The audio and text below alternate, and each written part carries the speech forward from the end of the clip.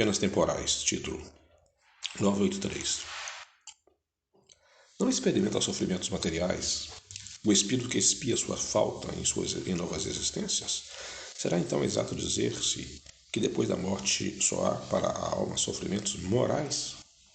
É bem verdade que quando a alma está reencarnada, as tribulações da vida são-lhe um sofrimento, mas só o corpo sofre materialmente. Falando de alguém que morreu, costumamos dizer que deixou de sofrer. Nem sempre isso exprime a realidade. O espírito está isento de dores físicas, porém tais sejam as faltas que tenham cometido, pode estar sujeito a dores morais mais agudas e pode vir a ser ainda mais desgraçado em nova existência. O mal rico terá que pedir esmola e se verá a braços com todas as privações oriundas da miséria. O orgulhoso, com todas as humilhações, é que abusa de sua autoridade e trata com desprezo e dureza os seus subordinados. Se verá forçado a obedecer a um superior mais ríspido do que ele próprio. Todas as penas e tribulações da vida são expiação das faltas de outra existência, quando não há consequência das da vida atual. Logo que daqui houver saído, compreendê-lo-eis. O homem se considera feliz na terra porque pode satisfazer as suas paixões. É o que menos esforço emprega para se melhorar. Muitas vezes começa sua expiação já nessa vida, de efêmera felicidade, mas certamente expiará noutra existência tão material quanto aquela. 984. As vicissitudes da vida são sempre a punição das faltas atuais? Não.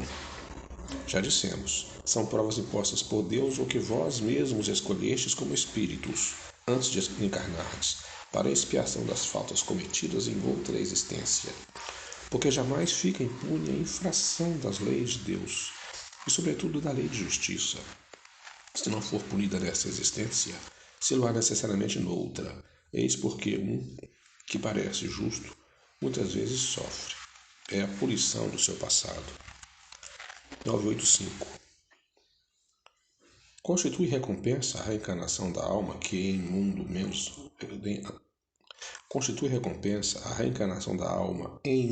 menos grosseiro? É a consequência de sua depuração.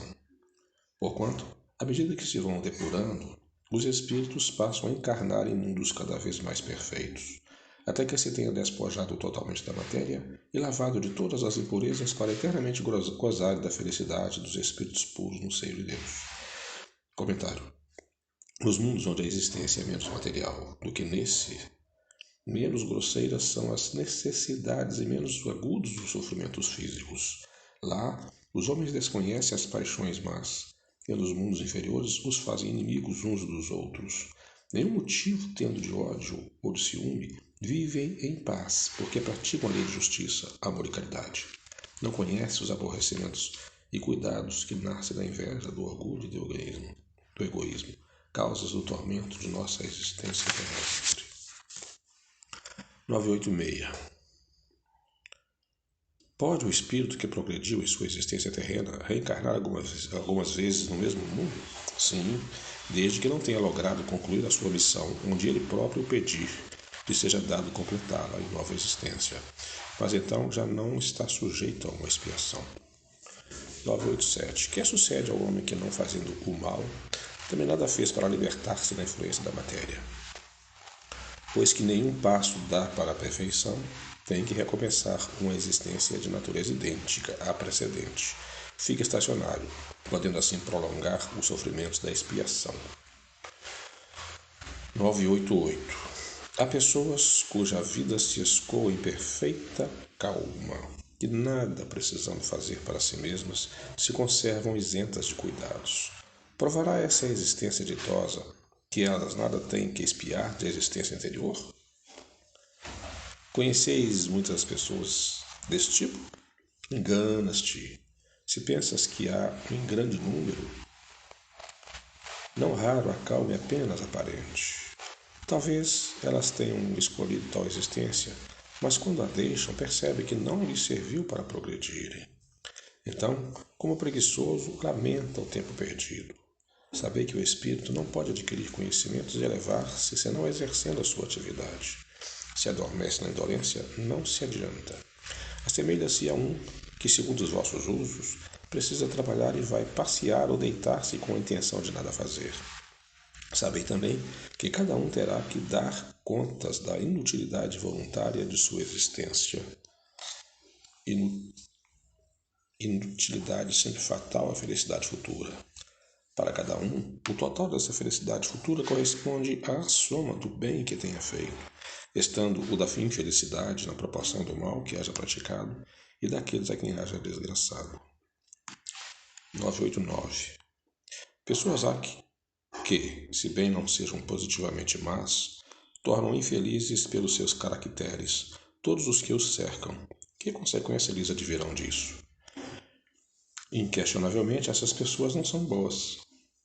Expiarão suas faltas, tendo sempre diante da vista aqueles a quem felicitaram, valendo-lhes isso por uma exprobração. Depois de outra existência, sofrerão o que fizeram sofrer. Título: Expiação e Arrependimento. Pergunta 990.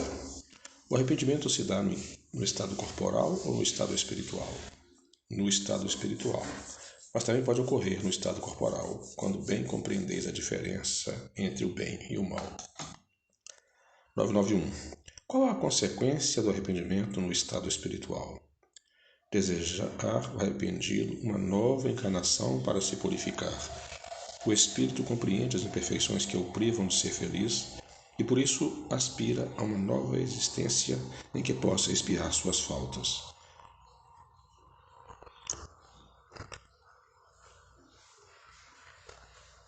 992. Que consequência produz o arrependimento do estado corporal?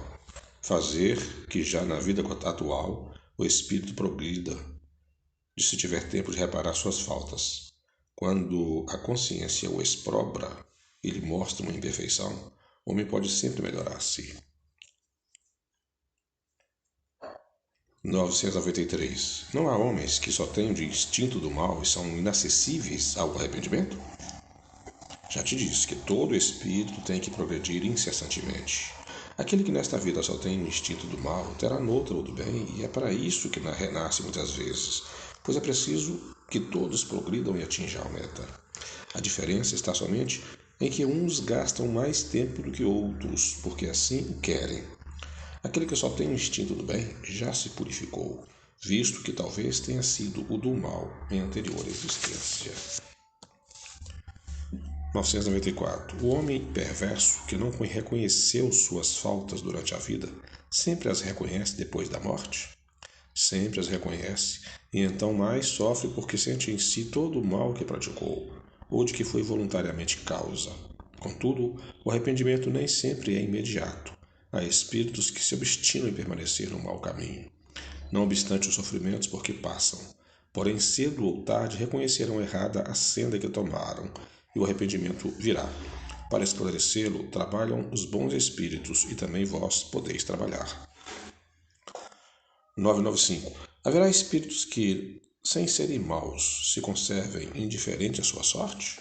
Há espíritos que, de coisa alguma útil se ocupam. Estão na expectativa, mas nesse caso sofrem proporcionalmente. Devendo em tudo haver progresso, nele o progresso se manifesta pela dor. 995A. Não desejam esses espíritos abreviar seus sofrimentos? Desejam-no sem dúvida, mas falta-lhe energia bastante para quererem o que os pode aliviar. Quantos indivíduos se contam entre vós que preferem morrer de miséria a trabalhar? 996. Pois que os espíritos veem o mal que lhes resulta de suas imperfeições, como se explica que haja os que agravam suas situações e prolongam o estado de inferioridade em que se encontram, fazendo o mal como espíritos, afastando-se do bom caminho os homens? Assim procedem os de tardio arrependimento.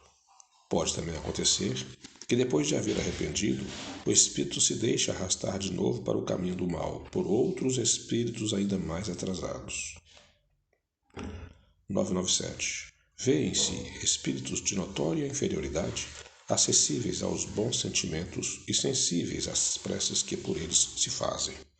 Como se explica que outros espíritos que devêramos supor mais esclarecidos revelem um endurecimento e um cinismo dos quais coisa alguma consegue triunfar. A prece só tem efeito sobre o espírito que se arrepende. Com relação aos que, impelidos pelo orgulho, se revoltam contra Deus e persistem nos seus desvarios, chegando mesmo a exagerá-los, como fazem alguns desgraçados espíritos, a prece nada pode e nada poderá, senão em que um clarão de arrependimento se produza nele.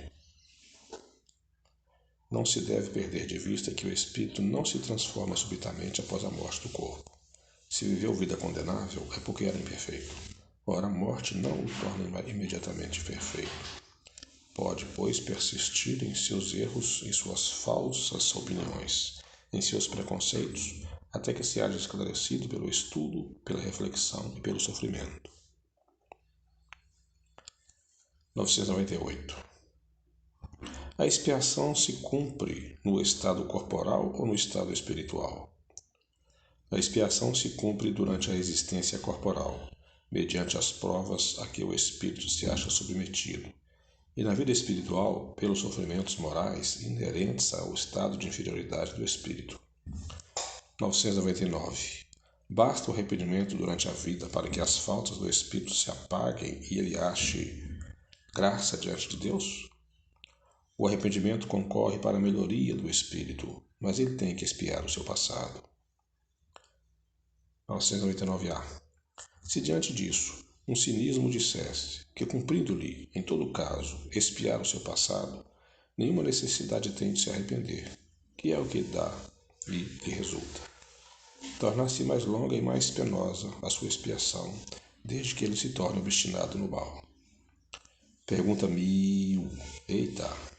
Já desde esta vida poderemos ir resgatando as nossas faltas?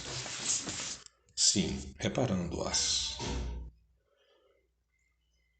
Mas não criais que as resgateis mediante algumas privações por isso, ou distribuindo em esmolas o que possuirdes, depois que morrerdes, quando de nada mais precisais. Deus não dá valor a um arrependimento estéril sempre fácil e que apenas custa o esforço de bater no peito.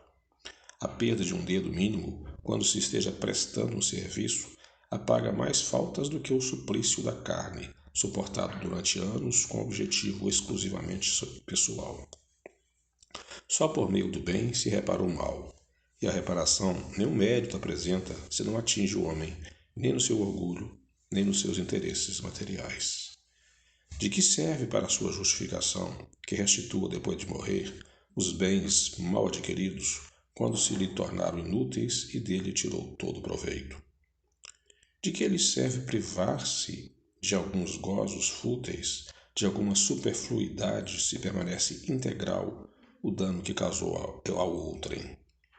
De que serve, finalmente, humilhar-se diante de Deus, se perante os homens conserva o seu orgulho?